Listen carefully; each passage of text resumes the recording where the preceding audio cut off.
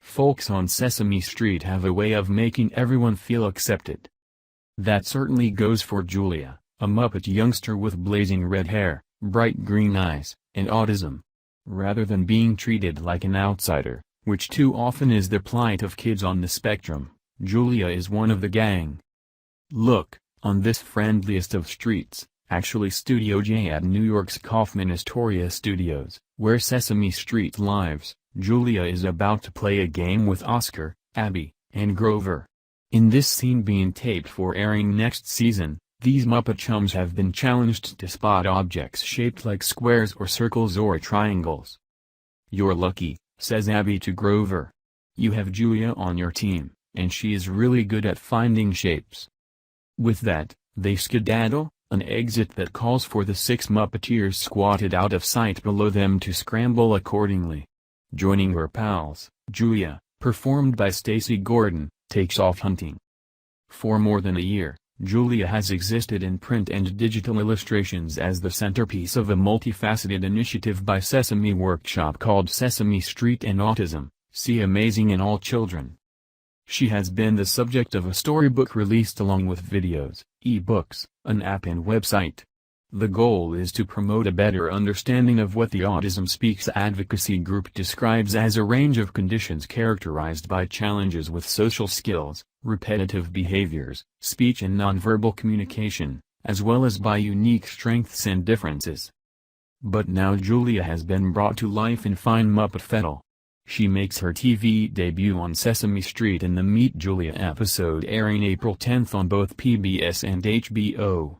Additional videos featuring Julia will be available online. Developing Julia and all the other components of this campaign has required years of consultation with organizations, experts and families within the autism community, according to Jeanette Betancourt, Sesame Workshop's Senior Vice President of U.S. Social Impact. In the U.S., 1 in 68 children is diagnosed with autism spectrum disorder, she says. We wanted to promote a better understanding and reduce the stigma often found around these children.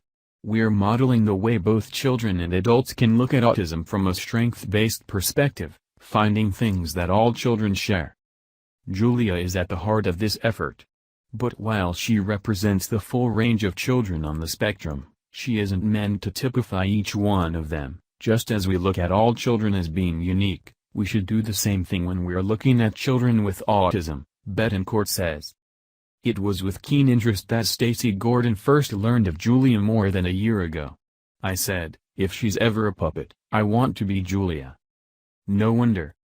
Gordon is a Phoenix-based puppeteer who performs, conducts classes and workshops, and creates whimsical puppets for sale to the public. She also has a son with autism, and, before she started her family, was a therapist to youngsters on the spectrum.